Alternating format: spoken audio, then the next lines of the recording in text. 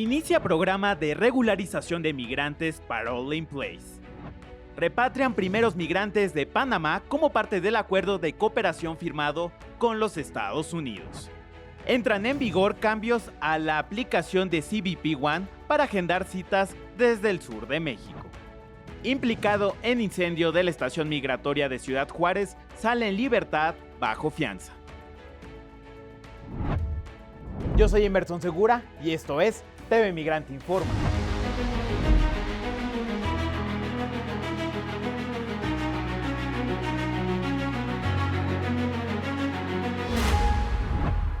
Como lo anticipó el presidente Andrés Manuel López Obrador, este 19 de agosto rindió homenaje a paisanas y paisanos migrantes en su conferencia de prensa matutina.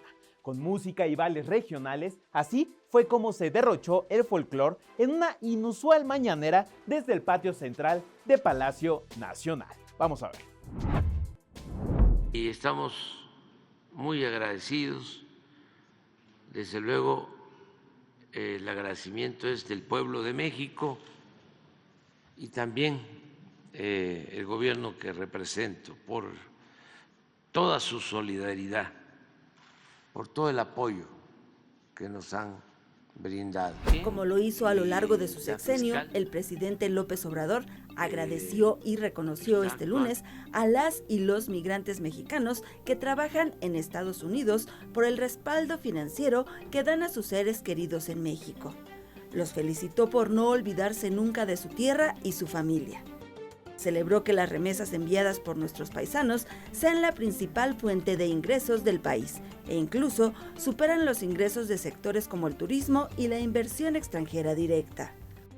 Este año estamos calculando, estimamos que van a llegar 65,000 millones de dólares. Y es un recurso que beneficia a más de 10 millones de familias. A manera de despedida, López Obrador dio a la comunidad migrante un panorama del estado que guarda la nación. Donde quiera que vamos, la gente está alegre, muy contenta, porque han mejorado las cosas en el país. Hay empleo, mejoraron los salarios, hay una reducción de la pobreza y de la desigualdad. ¿Cómo son? El reconocimiento es recíproco y los paisanos destacaron el legado de López Obrador. Mira, me siento muy orgulloso de mi presidente porque por primera vez me siento respaldado, por primera vez me siento que soy escuchado. Pero estamos aquí porque hoy es un día de homenaje a los migrantes, pero también los migrantes queremos hacer este homenaje al presidente, de despedirlo, de decirle gracias. Desde el patio central de Palacio Nacional, el presidente López Obrador encabezó un homenaje a los paisanos con un número artístico con danzas folclóricas y prehispánicas, acompañadas de canciones de diferentes regiones del país. Dicen que alguien ya vino y se fue, dicen que pasó la noche llorando por él. Para bailar la bomba se necesita una coca de gracia, una coca de gracia y otra cosita y arriba y arriba. Yo no soy marinero, por ti seré, por ti seré, por ti seré. Siempre canto la mamá. En la conferencia matutina del pasado 20 de agosto, la canciller mexicana Alicia Bárcena presentó un balance de la política exterior humanista del gobierno de México en el periodo de 2018 al 2024. En materia migratoria, la titular de Relaciones Exteriores destacó el trabajo con Guatemala y Belice para conseguir una frontera segura y así extender el Tren Maya y el corredor interoceánico y así ayudar a mitigar los desplazamientos humanos. Asimismo, enfatizó que el gobierno del presidente Andrés Manuel López Obrador cambió el paradigma de cooperación para voltear la mirada hacia el sur global en materia migratoria y rescató la contribución económica de las y los paisanos en los Estados Unidos. En el 2023, fíjense ustedes cómo bajó ya la migración de los mexicanos. Hoy día ya la migración más alta proviene de las nacionalidades del sur, por eso le hemos dado una mirada hacia el sur.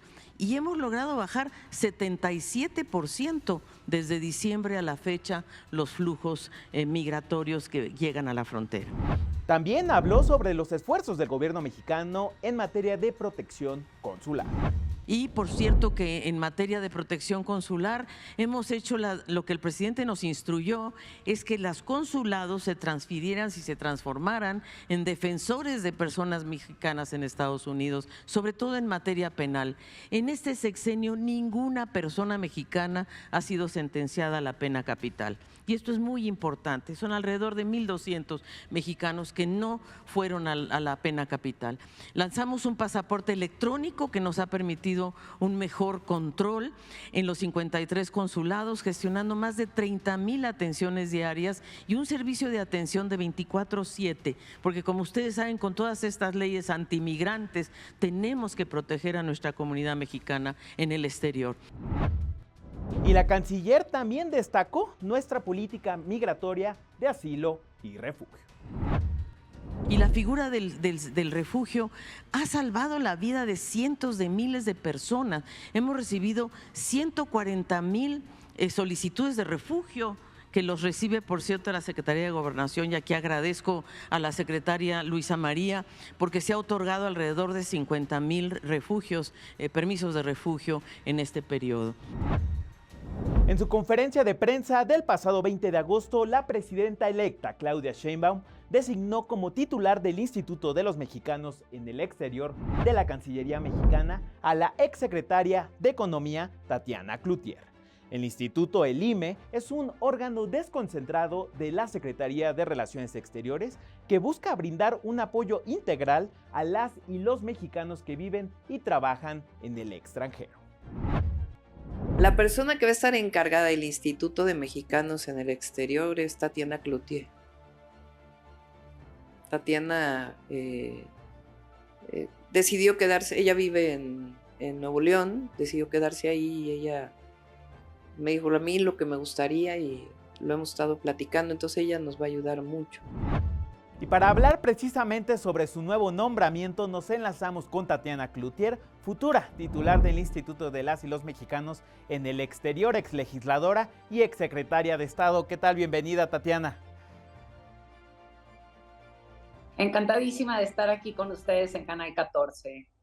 Tatiana, me gustaría iniciar preguntándote ¿en qué consistiría el segundo piso de la transformación para el Instituto de los Mexicanos en el Exterior? A ver, te voy a poner las cosas así como en retrospectiva de alguna manera y te digo, aquí hay un trabajo hecho, recopilado por el actual responsable del área, junto con gente que durante la campaña, así como se hizo con Diálogos por la Transformación, se recogieron inquietudes.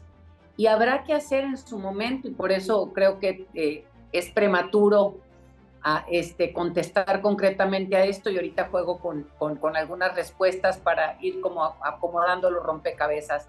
Se tiene que hablar, cuando lo platicamos la doctora y yo, hablábamos de la importancia que tiene el instituto y sobre todo no es el instituto en sí, la importancia que tienen los mexicanos en el exterior, principalmente aquellos que viven en Estados Unidos y lo que aportan a nuestra nación, que creo que esto se vuelve fundamental y de alguna manera, y aquí el canciller nuevo habrá que platicarse mucho de esto y tendrían que hacerse inclusive algunas modificaciones, porque hay cosas que la comunidad mexicana en el exterior, especialmente, repito, la de Estados Unidos, quiere sentirse partícipe, quiere construir junto con México y además está clara que requiere o tiene derechos. Y esto no lo negamos, sino estoy como reafirmándolo.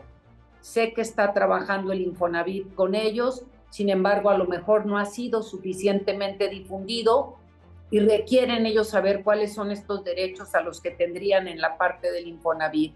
Sé que el IMSS ha estado también entrando en algunos programas con ellos, pero otra vez, a lo mejor todo esto se fue construyendo y no hay suficiente difusión o cómo llegar para ejecutarlos de manera fácil.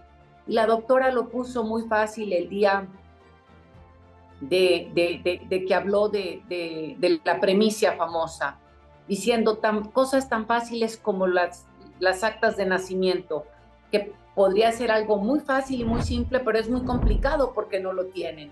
Y no puedes venir a México para obtenerlo, sino tienes que hacer una cantidad de cosas para facilitar la interconectividad y que la tecnología esté al servicio de los mexicanos que viven en el exterior y de las mexicanas. Entonces son algunas de estas cosas. Ellos han planteado situaciones que viven de forma cotidiana. Hay cosas que le tocan al consulado, cosas que no. Entonces tendrá que hacerse, ¿cómo lo voy a poner? Porque no quiero herir susceptibilidades, sino tendrá que hacerse una cirugía muy cuidadosa para decidir qué harían consulados y qué se vuelve más amplio para atender. Recuerdo mucho que, por ejemplo, algunas capacitaciones que se estuvieron dando para pymes, cómo hacer para que las pymes, teniendo acceso a la información de cómo abrirlas, las puedan hacer en Estados Unidos con el acompañamiento de un plan financiero, etcétera, etcétera, ajustado a las normas norteamericanas, más el plan de negocios es el mismo. ¿Por qué? Porque es como se lleva un negocio, ¿no? Entonces son muchas matices. Ellos ya hicieron su listado de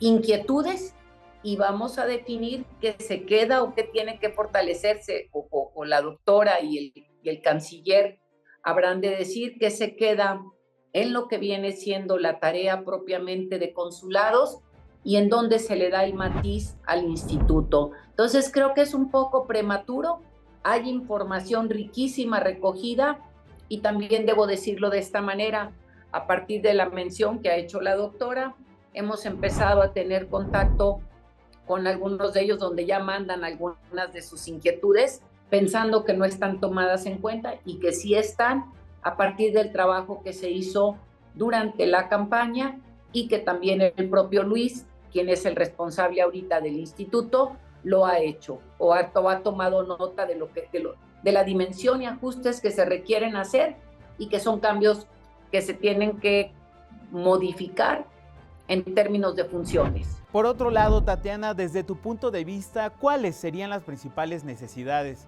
de la comunidad mexicana en el exterior, sobre todo después de los diálogos por la transformación? Hay medio de todo, y te voy a decir, yo no estuve en diálogos como tal, ¿no? Pero te puedo decir, cuando estuve en economía, ¿no? Vuelvo a lo mismo, o cuando viajábamos a los Estados Unidos por diferentes motivos o en las propias comunicaciones cotidianas, ellos dicen, queremos tener muchos de los derechos porque somos mexicanos también, entonces queremos tener acceso a esos derechos y es parte de lo que el presidente ha hecho. Repito, el tema Infonavit, el tema del IMSS, que puedan ellos tener una cuenta en el IMSS para que puedan ir haciendo su retiro y trabajando en ese retiro. Yo le hacía algunos planteamientos, inclusive al presidente, para algún tipo de inversiones que ellos puedan tener para crecer su dinero, vamos a decirlo así, o sus negocios aquí en nuestro país, para cuando regresen o para cuando que sus familias se fortalezcan. Y otras son cuestiones de atención y facilidades, ¿no? Claro. El alejamiento, por decirlo, las distancias que se tienen o en los horarios de trabajo o a veces los esquemas pues los horarios, yo creo que esa es la parte, ¿no? Y también una cosa, ¿no? No es lo mismo, y creo que aquí, aquí se vuelve fundamental esta parte, ¿no? Es la capacitación al personal que atiende, siempre entendiendo que el que está fuera de su patria tiene una necesidad por lo menos de un cobijo y un trato todavía mucho más empático. Y creo que esas son como cosas que tienen que cuidarse, tienen que cambiarse, tienen que mejorarse y en algunos esquemas también, con todos los cambios que hizo el presidente de la austeridad republicana y todo esto, bueno, ¿dónde descobijaste o no? Si es que así fue. Por otro lado, Tatiana, ¿qué tipo de iniciativas buscarían impulsarse desde el IME? Hay que recordar que pues ya hay varias iniciativas, por ejemplo, en cuanto a mujeres emprendedoras o bien educación financiera. ¿Qué tipo de programas estarían buscando?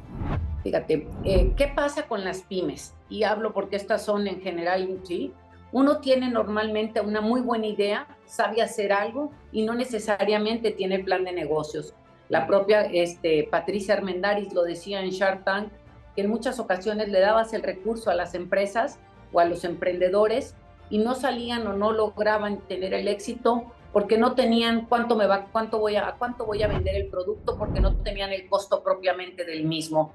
Y resulta que terminan fracasando porque se comen el dinero, porque no hay esta planeación, ¿no?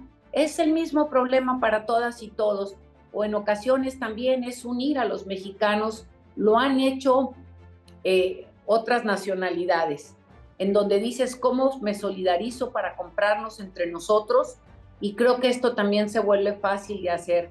Si yo me dedico, ¿no? Yo tengo un restaurante en Nueva York, mexicana, y entonces decir, conozco quiénes son proveedores o quiénes andan en el mercado, quiénes hacen tortillas o quiénes traen chicharrón, y empiezo a unirlos. Esta fuerza es una manera de apoyarte y es algo que también se requiere. Hay esfuerzos aislados importantísimos porque hay organizaciones o hay estados de la República que están muy bien organizados en algunas ciudades, y otra vez no llegan a todos. Y también debo decirlo de esta manera, hay ocasiones que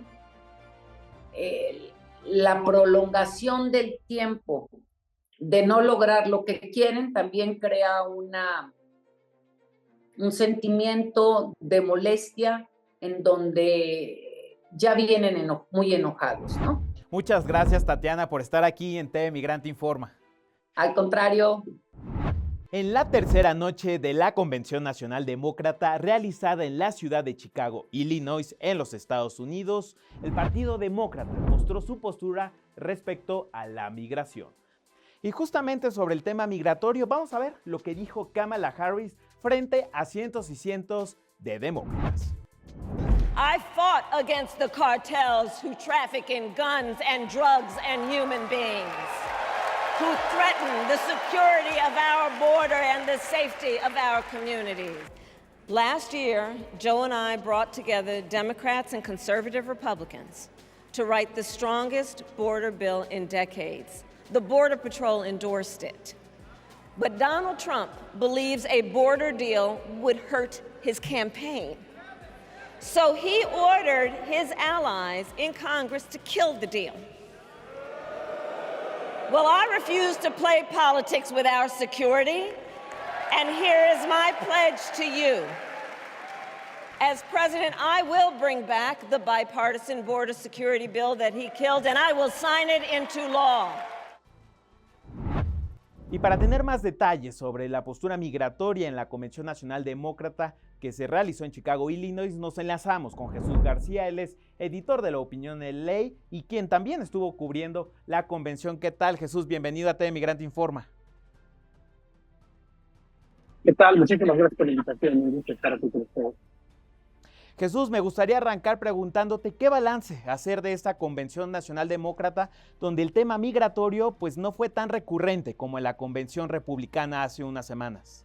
Pues bueno, hay que dividirlo en dos partes. Me parece que la primera que tiene que ver con la candidatura formal de la vicepresidenta Kamala Harris, ya con su candidatura presidencial en el Partido Demócrata, pues con el discurso que dio inicio a la convención, que lo más importante de este discurso fue del presidente Joe Biden, respaldando de una manera ya, digamos, mucho más firme la candidatura de la vicepresidenta, y vimos como todos los discursos de oradores se inclinaron para agradecer el liderazgo de lo que llamaron el presidente Joe Biden para hacerse a un lado básicamente y entregarle la antorcha a Kamala Harris. Esta parte es fundamental para entender lo que está viviendo el Partido Demócrata en este momento, que eso de alguna forma le reinyectó cierta vibra, y he notado en entrevistas que he realizado congresistas, líderes de grupos de organizaciones civiles que trabajan con los demócratas, líderes comunitarios, todos coinciden en que hay una sensación, una vibra, digamos, muy positiva con la candidatura de la vicepresidenta Harris y el gobernador de Minnesota, Tim Walz, como aspirante de la vicepresidenta.